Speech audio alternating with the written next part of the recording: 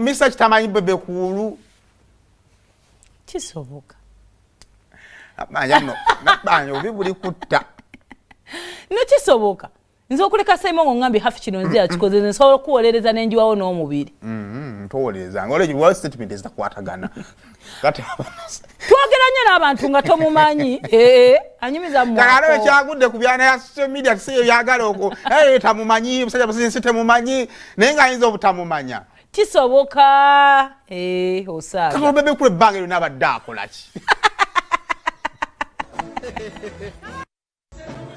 Bebe kulu kampuni chichi babazi ba bitabo chichi Bebe kulu kampuni chichi babazi ba bitabo chichi Munange muyimbi yakola bebe ku list mu 2019 Bebe kulu kampuni chichi babazi ba bitabo chichi Munange muyimbi yakola bebe ku list mu 2019 ti chichi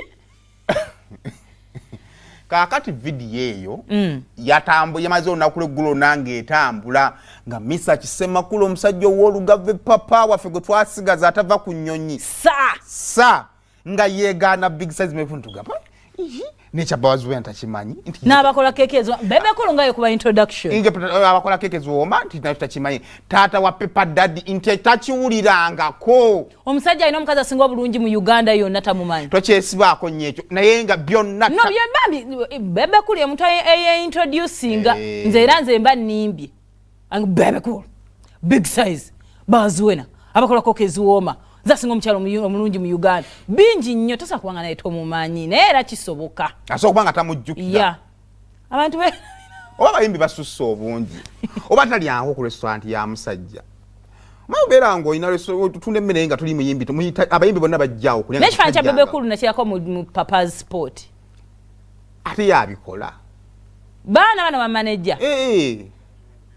kakati oba mixinga ne mutabani omanyi bebe kulu naye yafaanana nnyo Pepper Daddy Pepper Daddy yasukka okufaanana na taata we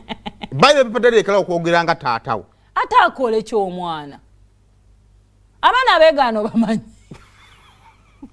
omwana bali yasukka okufaanana omwana bali afaanana obeera wano ng'olina ekikwata n'ozaala abaana nga tebabirina ogenda owulira akasimu jangu olabe ekkaana nga kalina ekiwato noga kano nkatandikiddewa kyobola famire buli omu yeetaagayo wizo mu famire buli bwe muzaala gwe muwaayiriza yazadde anti mwe temufaanagana anti jjukira mulina erinnya limu bamayanja olutumulayo Jared Mayanja gundi Mayanja kumbe mbanga Mayanja bafaanagana wizo omusajja atunga alinako basatu nimanya taata w'abaana ba wizo bannaye nalowooza ali omu bonna Amayanja taata asingako ali omu akopi lumpe miri akyazaala mpa olugambo oba ompa kakati papa bwati bwagamba bebe kulu bwafulumya bebe kulu list mu 2019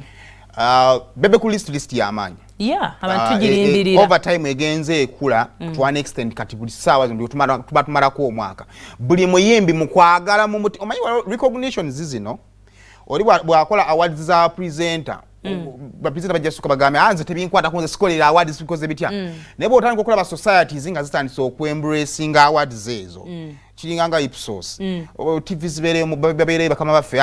sijja gifuna abasajja bakoze bimbi bakoze naye agenda okulaba nga NBS ejjeeyo alaba nga NTV ejjeeyo munoonye ssente tuwa abasajja naffe tumanyi we tugwa oba okitegeera naye mu mutima bayinza oba tebakyagala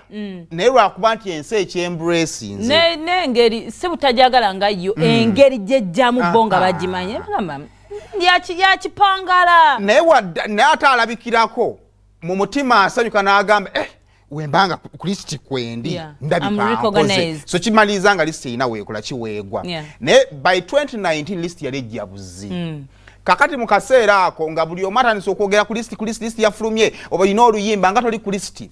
Ssemakula awa presenter answer maybe waliwo kye tuyita close ended statements oba close ended answers nga wenkuwa answer kizibu nnyo okubaako ky'obuuza ekirala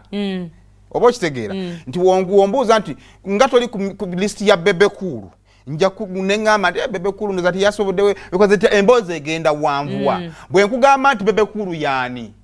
akola ki ojja kufuna obuzibu okutanga okumbuuza already ondaze nti ne yagikoze Tamumanyi kale ate nkuziremu kubuuze kati answer gye yawa yali stopper kweri eri abuuza aleme kubaako kirala kyakola kyabuuza kubanga manya bano ab'amawulire wali abantu nakiraba ennyumba lwema batandise okudda mu mawulire lwansonga nti lulinga tebaagala kujja mu mawulire kati bw'otuuka ng'olina kyoyagala okuvuga okaluubirizibwa nnyo funa ow'amawulire nga yewe yakwetaagira wajjukira ffe tukola buli lunaku njagala amawulire tubalina ku lisiti ng'ogamba tumulinze njagala amawulire buli lunaku kati gwe bw'otuuka nga gwe amawulire agala gamba lwakuba olina oluyimba nange bw'otuuka ng'oyagala kumpa luyimba wembanga mpuya sikwetaaga nya ignore you kakati wotime otuuka ng'olina okwogera n'ab'amawulire naye ogenda bba waaki so kati kyovala abantu yagamba Bebe Cool yaani simumanyi so nekiwo era kivola nti presenter yabuuza bitono oba kitegeera naye nga talina amumanyi naye yakikola ku stopping ekyo wabula ebibuuzo ebiriwo kati bino si bya Mesach lwaki kadda kati since 2019 lwaki kakomyewo kati ebibuuzo ebikola ki lwaki propaganda oyo lwaki kubanga at the end of the day okigenda mu side ya respect Mesach engeri gya buildingzeemu gundi ye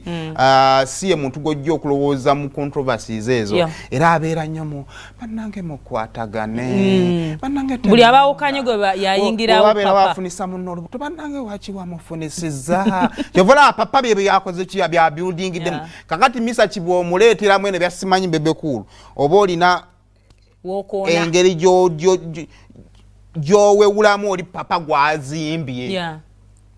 so those are some of the questions naye nga amumanyi naye yakikola just mu kaseera ako just to make things a little clear bana abayimbi bafe abaza abayitirivu nange oyinza okumbuuza omuyimbi ate ambakubye ennyimba ne zibatunda nzijukira kofi yaleeta gano aninowuni nga nina okuba hostinga ku kyamuka nenga sibamanyi nenga enyimba zaabwe nzimanyi nenga bonga abantu nga mugaba nenze oyo mwana badde simumanyi kitegera omubayimbi yasooka okufuna obuzibu yali liyamu yakuba basi nga abantu bamanyi nga tetumanyi nenga mu bulungi nenga oluyimba lw'amaanyi so mu ngeri emu kati abayimbi bangi like industry yo weeri suffocating abayimbi bagenda tusinga ffe abawagizi obungi naye bw'oddayo emabega kuguli omulembe guli era bw'owuli abayimbi bayimbanga the top 3 which is Bebe Cool, Bobby Wine, Chameleone, ne Eagles Production. So nga bo benyini we bali mu industry tosa kunga muno tebemanyi. Tukuba noise just kerere wa social media na yenga. Kunye samu kibozi kutambulamu. So awo nga tuvuddewo